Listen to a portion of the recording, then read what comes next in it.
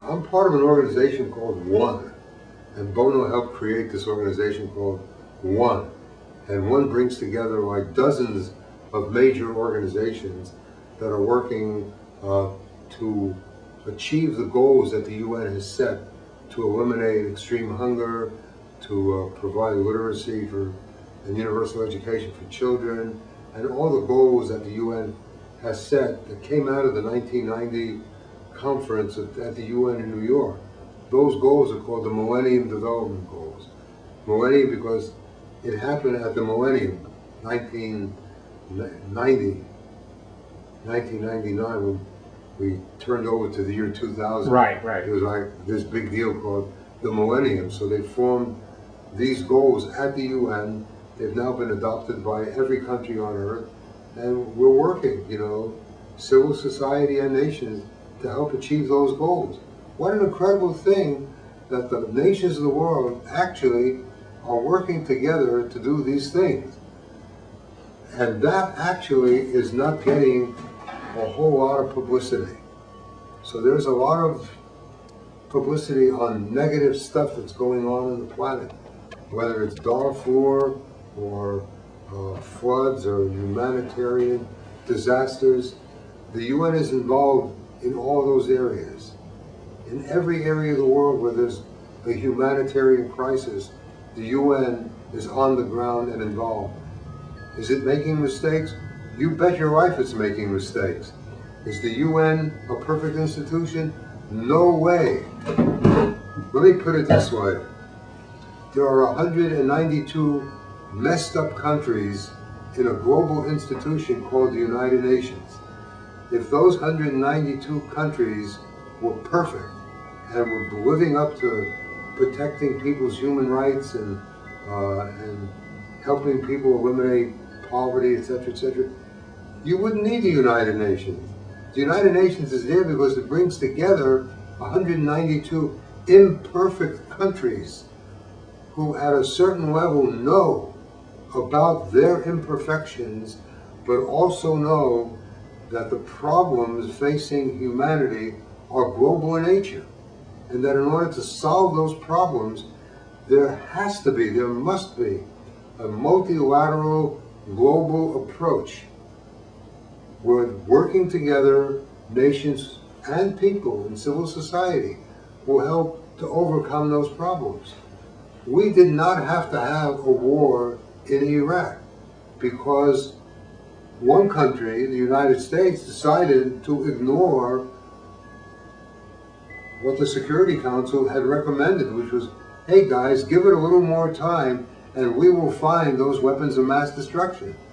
Well, they didn't find the weapons of mass destruction, and this country went to war illegally bypassing the United Nations structure. And this was to fulfill a neoconservative agenda to kind of lock in power for this group of leaders for a long period of time. There's a lot of theories as to why they were in such a hurry. Do you have any particular riff on that? It's very complicated. There's always been a tendency in the United States, in our country, to have a group of people who used to be called isolationists. And they sort of got together and merged over the years with other people who are now called conservatives. And then they got together and now they're called neoconservatives. But they all shared sort of one philosophy.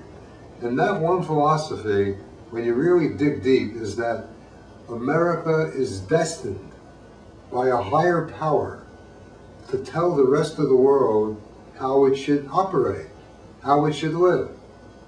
And that it is unnecessary to be involved in multilateral things involving other countries. That basically we know what's best for everybody. And we will go around the world and we will help everybody achieve the American way of life. And if they don't want to go that way, we will enforce it. We'll send an army in and we'll make them agree to do what we did in America because we're the best. Is that why we were friends with Iraq and now we're trying to kill Iraq? Yeah. So how did that work? We're going to save Iraq by destroying it. Well, what was the deal before when they were at war with Iran? We were their buddies then, right? Well, How did that come about? There was just a statement made, I got it off the internet yesterday, by the Iraqi ambassador to the United Nations, who condemned America now selling arms, $60 billion worth of arms, to the various countries in the Middle East, including Saudi Arabia, Egypt, and Israel. And what he was saying, this is not a good thing, because a number of years ago, you were selling arms to Saddam Hussein. You were giving him arms. And Saddam Hussein was using those arms to go to war against Iran. The Iranians were then taking some of those arms, selling them on the market to the people who were fighting the Sandinista government in Nicaragua against the law. It was called the Iran-Contra conspiracy, and some of the people actually were brought up on legal charges for doing that. But it all started with selling arms to Saddam Hussein. So at a certain point, there is blowback, there is retribution that happens as a result of incorrect policies. And usually policies that avoid the multilateral approach going through an organization like the United Nations to help prevent conflict before it starts. Now, has the United Nations been effective in preventing all wars? No, it has not. And many, many wars, particularly in third world, underdeveloped countries, have taken place that the UN has been unable to prevent. On the other hand, it's been able, through dialogue, to prevent many, many wars in smaller countries. Probably prevented as many wars as it has been unable to prevent. But the big thing is that this is the longest period in human history that there has not been a third world war. A war that involves the killing of literally millions and millions and millions of people. And one reason the UN has been a factor in preventing a third world war is because it provides a place for dialogue.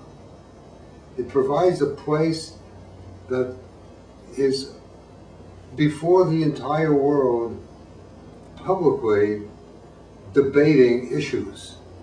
And when people are involved in dialogue, it is a major step in the prevention of war. And because it's been there, talking issues out, it has been a major factor in preventing the Third World War, including the use of nuclear weapons.